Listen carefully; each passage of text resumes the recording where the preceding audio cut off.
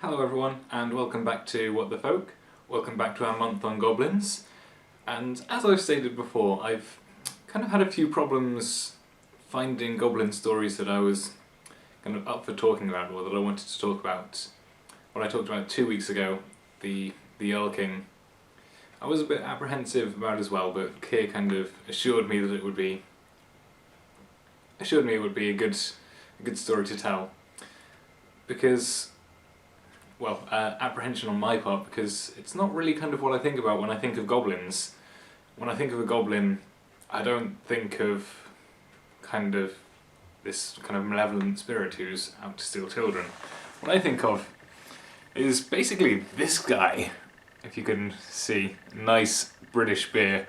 I say nice, I'm not particularly fond of it, but it's the only alcohol that Keir drinks, so it must have something going for it. I think of this small kind of gnarled figure with the big hook nose, the red cap, and maybe some weaponry, and that's the kind of goblin that you often see portrayed in media these days, in your Dungeons and Dragons, in Lord of the Rings, in your high fantasy. But quite a lot of the stories are a bit different. Another story that I found was the Goblin Pony, which is supposedly a very traditional, quite well known kind of goblin story that doesn't actually have any goblins in it. There's just the warning that on All Hallows Eve, on Halloween night, that witches are away and their goblin underlings are kind of out and mischievous. The story of the Goblin Pony is a pony that becomes possessed, picks up children around the village who didn't heed the warning to stay inside, and after they get on the pony they can't get off and they're taken to the ocean and drowned, and then the next morning the pony returns to town as if nothing had happened. An unusual tale, and one of kind of... it's a tale of warning. It's kind of telling you to respect your elders, listen to your elders, don't go out when it's dark, don't go out when it's dangerous. But it's called the Goblin Pony and there's no goblin, there's no kind of assertion as to whether goblins enchanted the pony, which in my experience that's not something which goblins have the skill to do. Or whether it was the witches, which seems more likely, but... So...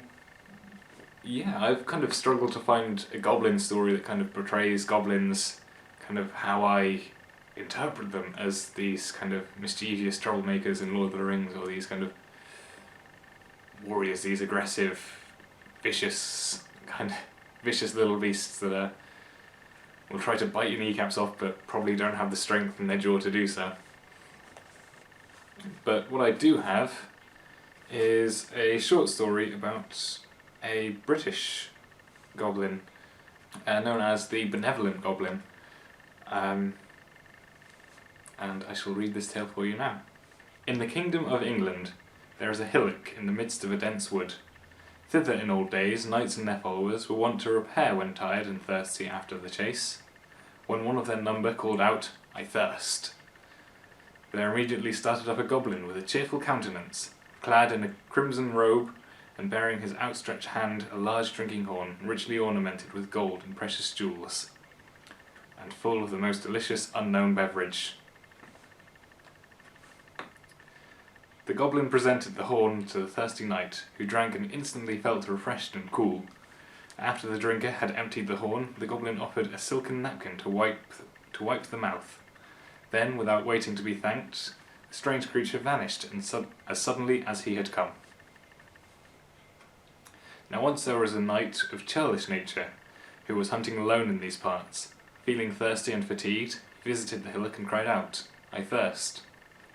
Instantly the goblin appeared and presented the horn.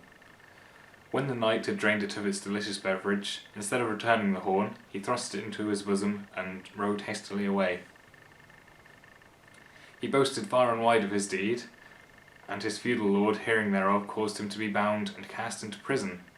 Then, fearing lest he, too, might become partaker in the theft and ingratitude of the knight, the lord presented the jewelled horn to the King of England, who carefully preserved it among the royal treasures.